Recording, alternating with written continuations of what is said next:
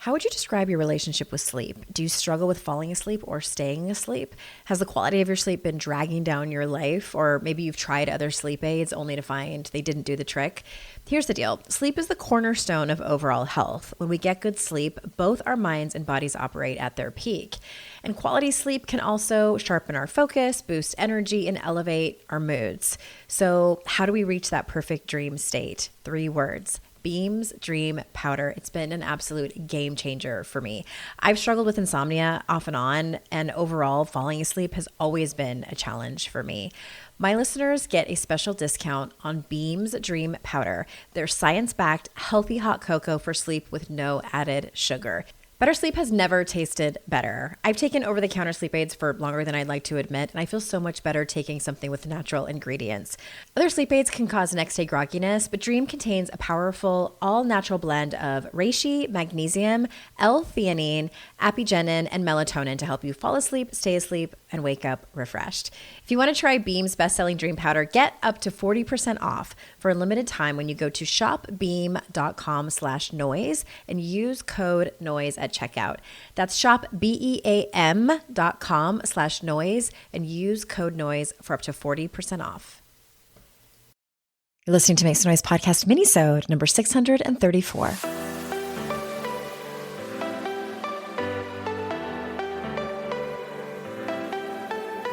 Welcome to Make Some Noise podcast, your guide for strategies, tools, and insight to empower yourself. I'm your host, Andrea Owen, global speaker, entrepreneur, life coach since 2007, and author of 3 books that have been translated into 18 languages and are available in 22 countries. Each week, I'll bring you a guest or a lesson that will help you maximize unshakable confidence, master resilience, and make some noise in your life. You ready? Let's go. Hello, everyone. Welcome back to the podcast. I'm so glad that you are here. I have a minisode for you today, a brand new one that I've been thinking about bringing. It's a kind of a review of things that I've talked about before, but it's one of those foundational pieces of personal growth that I tend to teach a lot to my private clients.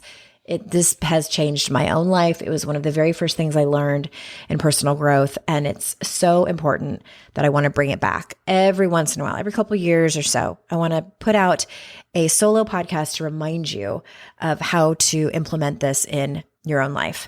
Before I do that, real quick announcement around the Daring Way retreat. I am thinking about booking a date pretty soon in the new year. So if you want to be the first to be notified about it, AndreaOwen.com/retreat. That's all I'm going to say about it.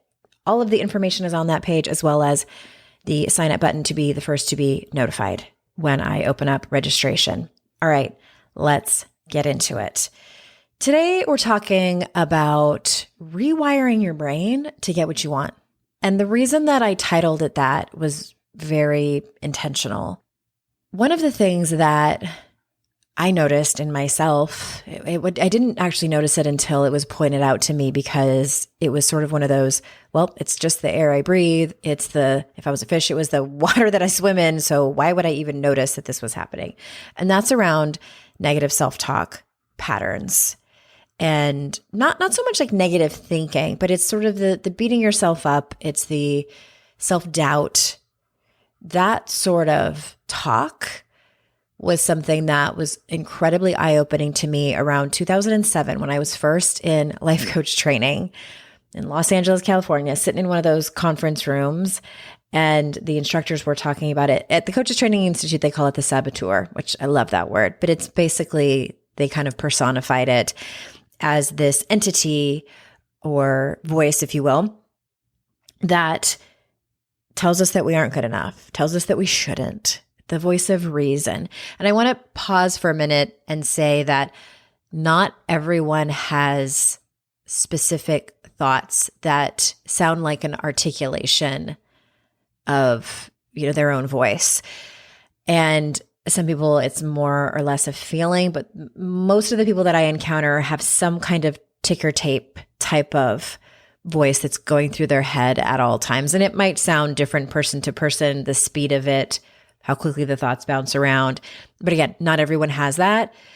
However, even if you don't, the people that don't have those continuous thoughts have some kind of feeling or experience of being hard on themselves. And just, it's a crappy feeling. Am I right? It's a crappy, crappy feeling. And the thing is, you can live your life and never work on that. I think that is what most people do. I do think that the vast majority of people never really address it, maybe never even notice it. But what ends up happening is that if you don't work on this, if you don't intentionally and consciously work on this, what can end up happening is that you are less likely to take risks. You are more likely to just feel like crap. That's, one of the byproducts. And you're less likely to have compassion for other people or understand other people's experiences because you're being hard on yourself, because you don't have compassion for yourself. And when you live your life from that place, it can be even more of a challenge to try new things, to keep going when obstacles arise, when you're going after your goals. It can be a little bit harder to understand other people's experiences. It can be harder to give other people grace and compassion because you don't have that for yourself. One of the things I've learned through my travels in my own personal development journey and in my training, and especially as I've gotten older, I'm staring down the barrel, about 6 months away from my 50th birthday here. And it is that if I cannot be with certain things, whether it's emotions or experiences, if I cannot be with those things within myself, I sure as shit can't do it for somebody else. And I know that all of you listening want to have better relationships with other people, want to have the best kind of connections that you can with other people in your life. And as cliche as this might sound, cliches are cliches because they're true. You have to start with yourself. You have to. There's no other way around it. Can you give other people big love if you don't love yourself? Yes, I do. I think you can. Yes, you can. And it is a whole lot easier.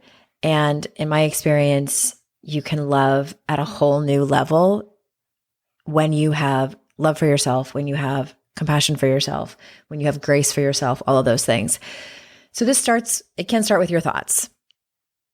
All right. Before you get into any kind of embodiment work and things like that, I do think that the foundational way, the entry point, is with your thoughts. So let's get into it. I'm going to start by giving you kind of a brief explanation of neuroplasticity for those of you that have never heard of it or maybe have heard of it but aren't really sure what it is. The really cool thing is that science tells us that our brains are essentially malleable. And what that means is that we can change the neurons and how they connect with each other to create new. It's the same as if you are creating a new skill. I always like to say, like tying your shoe. When you learned how to tie your shoes as a child, specific neurons connected together in your brain and created a pathway so that you know exactly the steps to do, so that you know how to move your fingers in the correct way in order to tie your shoe.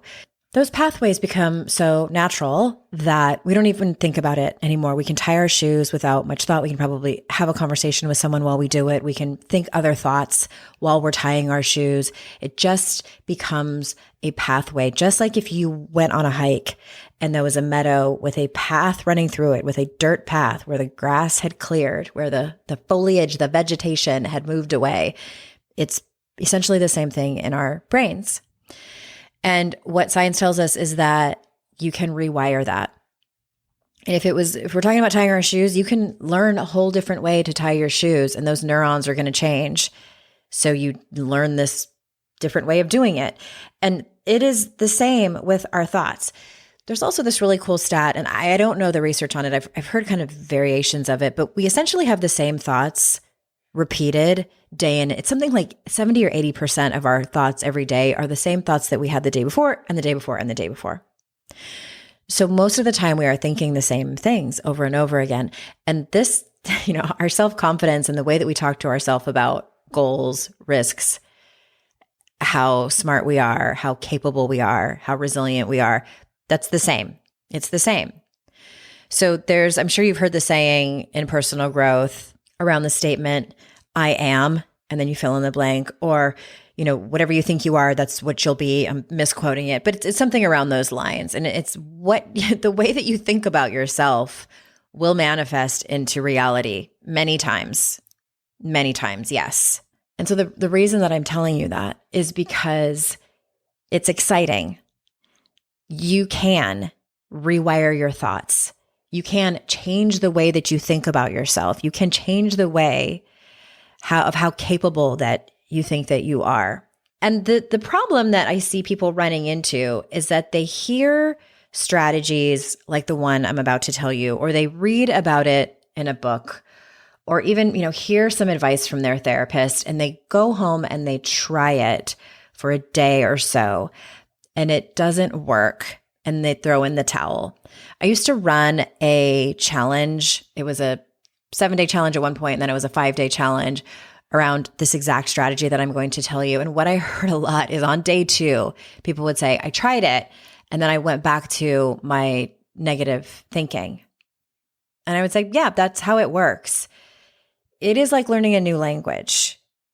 You wouldn't walk into a Spanish class and learn some lessons on speaking Spanish, and then the next day get mad because you aren't fluent in Spanish yet. It takes continuous and consistent practice. It takes intention, and it takes consciousness around it. It takes pretty massive self-awareness around the habit that you want to change in the first place. So I want to make sure that you hear me on that, that what I'm about to share with you is something that takes intentional, conscious awareness. And sometimes that intentional, conscious awareness can be the hardest part for some of you. For some, it can feel re-traumatizing if you have specific negative thought patterns that are stemmed from family of origin or some kind of verbal abuse. So I just want to preface that as well. And so it's best to start around maybe something that's a little vague, or an area where you're not super hard on yourself. Like, let's start small. Let's start with something that's a little bit more easy, or even hypothetical. In order for you to learn the strategy, it is totally fine if you pick a hypothetical thought pattern that you would just kind of like to watch how this model works. So we're going to take a quick ad break. And when we get back, I'm going to give you an example and walk you through this model. So we'll be right back. You know what's the worst? Getting a surprise bill that needs to be paid right away, but you don't have the cash until your next payday, which might be a whole week away. Earnin is an app that gives you access to your pay as you work, up to $100 per day or up to $750 per pay period. Just download the Earnin app and verify your paycheck. Then access up to $100 a day as you work and leave an optional tip. Any money you access plus tips are automatically repaid from your next paycheck. You can use the money you get from Earnin for a special weekend away, for your mental health, getting that holiday gift early that's on sale right now, or even a personal growth retreat. Make Earnin a part of your financial routine and join Earnin's over 3.5 million customers who say things like, when I think about Earnin, I think about financial stability, security. It gives me a lot of peace of mind. Download Earnin today, spelled EARNIN, in the Google Play or Apple App Store. When you download the Earnin app, type in noise under podcast when you sign up, please. It'll really help the show. Noise under podcast. Subject to your available earnings, location, daily max, and pay period max. See earnin.com/TOS for details. Earnin is a financial technology company, not a bank. Bank products are issued by Evolve Bank and Trust, member FDIC. Hey everyone, if you're anything like me, you love a good home cooked meal, but you don't always have time for the meal planning, the prepping, the shopping, all of that, right? Well, that's where HelloFresh comes in. With farm fresh, pre-portioned ingredients delivered straight to your door, they make it so easy to whip up delicious meals without the hassle. No more endless recipe searching and no more buying a whole jar of some random spice you'll use once. HelloFresh sends you exactly what you need, fresh and perfectly portioned. Plus, with 50 recipes to choose from each week, you'll never get bored. I personally love their fit and wholesome options, keeping my meals healthy without sacrificing flavor. And here's the best part. If your schedule changes, HelloFresh has your back. You can easily adjust your delivery date or even skip a week if life gets too crazy. Get 10 free meals at HelloFresh.com/free MSN.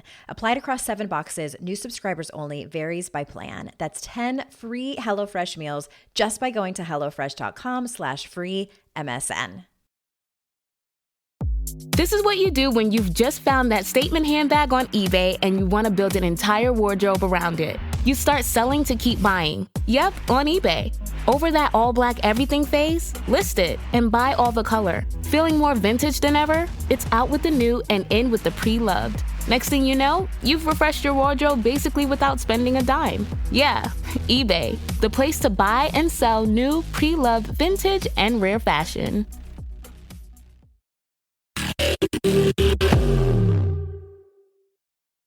All right, I'm going to start with an example that is from a friend of mine who is trying to change a habit in her life. And it's been sort of an on again, off again. She'll go through periods where she's doing really great and then will kind of fall off the wagon. And that's what happened a couple weekends ago. And she texted me and we were talking about it. And in her text, she said, "I just can't stand myself sometimes." And as a coach, as someone who does this work, that statement right there jumped out at me. I just can't stand myself sometimes. I'm gonna break that down for you. Okay. So the first step it doesn't matter what area of your life that you are, where you're trying to change your thoughts and change this pattern of beating yourself up, you have to notice when you think it. You have to notice when you think it, hopefully in the moment. Hopefully as fast as it happens. So with this particular person, I gently pointed that out to her. And I replied to that particular text message and I'm like, this is interesting to me. Like, what do you see in this? And I kind of more or less coached her through it. And so let's use that example. So the first step is noticing that you are using a statement like that, where you are beating yourself up. The thing that jumped out at me the most is that instead of focusing on the behavior, she was focusing on herself. So what happened was she took this particular behavior that she had been doing that she wanted to change, where she was doing good with it for a while. And then she went back to the old behavior that she wanted to change. And she's looking at as like a moral failure, or that she is a quote unquote bad person. She is a failure by saying, I just can't stand myself sometimes. It would have looked different if she would have said, I just can't stand my behavior sometimes.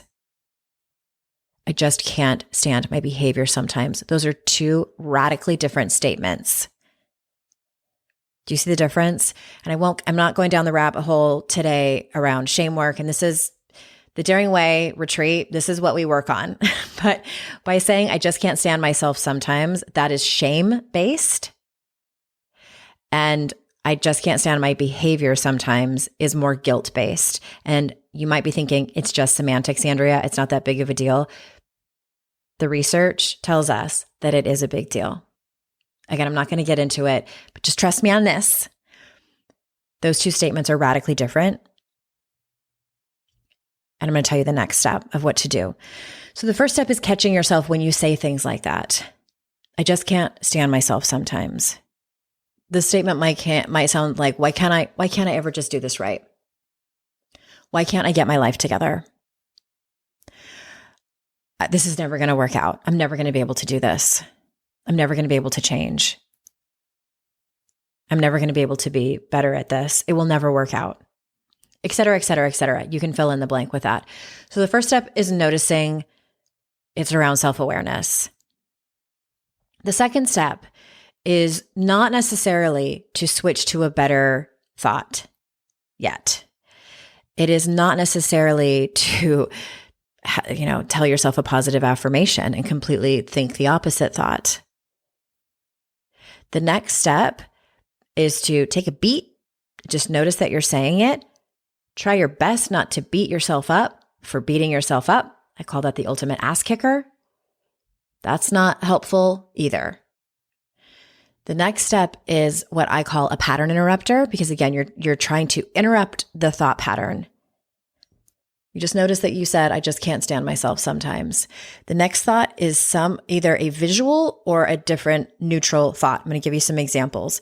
Some people, they're more visual thinkers, and so they might imagine a stop sign. They might imagine a yield sign. They might imagine their fairy godmother. Whatever it is that an image pops into your mind, just so you can interrupt the thought. So you start to get used to, you start to create new neural pathways that allow that. It's like a flag on the field, flag on the court. Foul has been called. Okay. No one's in trouble, but it's just like, hey, look over here. Look at this thought that you just had. That's not helpful for you. It's not nice. It's not nice. Okay. So if it might be a visual, it might be a sign, a flag on the field, something like that. For others, it might be another thought. And for me, I tell myself, well, that just happened. It is a neutral thought that doesn't have impact, doesn't have a positive or negative impact, just has a neutral one. It allows me to stop in the moment and notice that I had an incredibly disempowering thought. Again, I just say, well, that just happened. Some people say, oh, that's interesting. Or you might even acknowledge and thank the thought for speaking its mind. Well, thank you for sharing that. Not interested today. Add some levity to it. I'm all here for humor. Make it funny. Have it be a neutral thought. You are noticing the behavior. So much of this is about self-awareness. I would say about 50% of it is self-awareness. So we're still there. We're still at that point of the self-awareness piece. Sometimes that's enough for people. And sometimes you might stay there for a while where you're just interrupting that thought pattern, noticing it either with a stop sign or a neutral statement or mantra. Once you get comfortable with that, and once that becomes the habit, the norm, maybe not every single time, but most of the time, from there, you can, what I call course correct, where if it feels good to you and it feels empowering and it feels natural, you can have a more empowering thought. And that more empowering thought might be, you might say like, I just can't stand my behavior anymore. And then you start to think, but I'm working on it. I'm doing the best I can. I am really trying. Self-compassion is about talking to yourself like you would someone that you care deeply about. It's speaking to yourself as you would if you were your most empowered self and you knew that the way to get there, to that most empowered self, to your most wise self, is through self-compassion. I think one of the unintended byproducts of living in the United States and, places just like it is this belief that in order to be successful really at anything, we have to power through, we have to work our hardest, we have to go, pick yourself up by the bootstraps. And we grow up thinking that this works in all areas. And people are shocked and oftentimes don't believe me when I tell them, like, one of the keys to success is giving yourself grace, is having self-compassion. That is really hard to wrap your mind around when you are used to and probably grew up in a family where it was the opposite. It's like, no.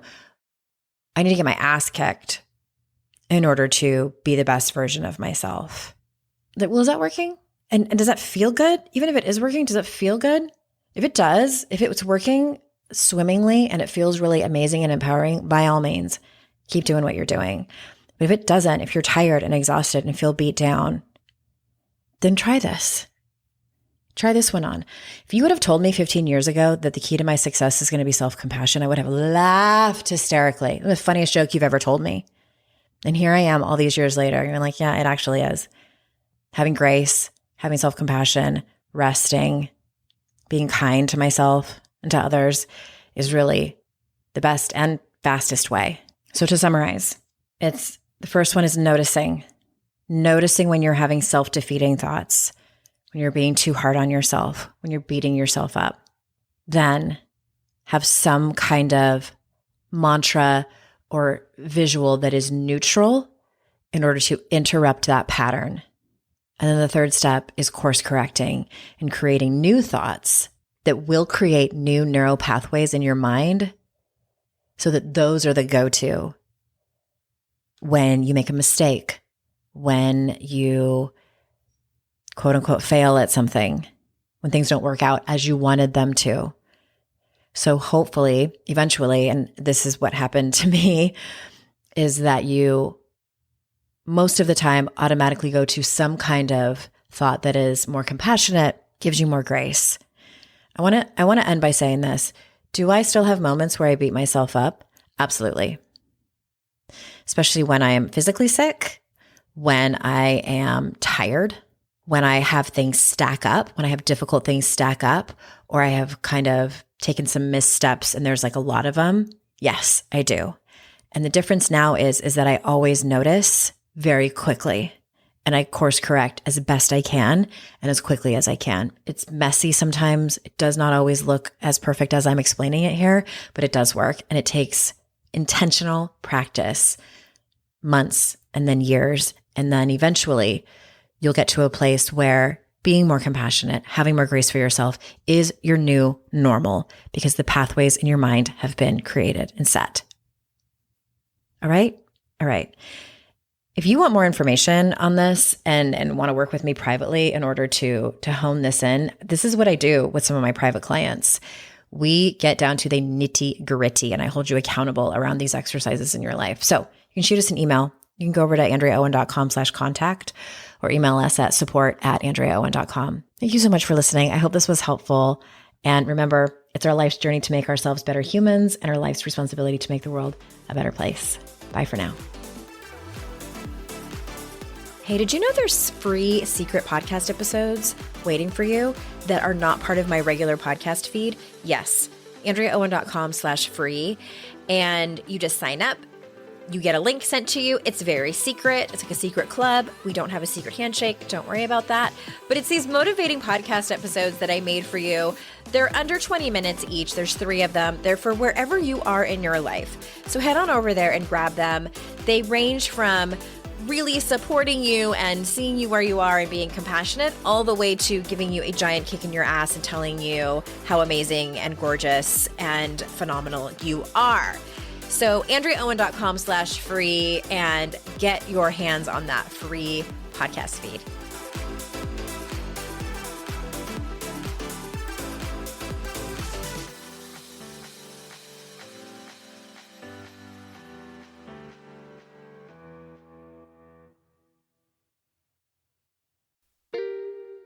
Are you a parent in need of a laugh and a little escape? Look no further. Parenting is a Joke is the podcast you've been waiting for. Hey, I'm Ophira Eisenberg. I'm a stand-up comic and parent.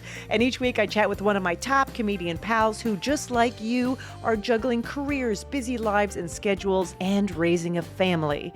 You can expect candid stories, hilarious mishaps that happen on stage and at home, and just a lot of laughs. There's no expert advice here. Well, actually, sometimes a good idea does sneak its way in, but mostly just pure, relatable fun to remind you that we're all in this parenting adventure together. New episodes of Parenting is a Joke drop every Tuesday, so tune in, get ready to laugh, unwind, and maybe even feel a little bit better about your own parenting. Because sometimes that's exactly what your therapist, pediatrician, and bartender ordered. Subscribe now on your favorite podcast platform.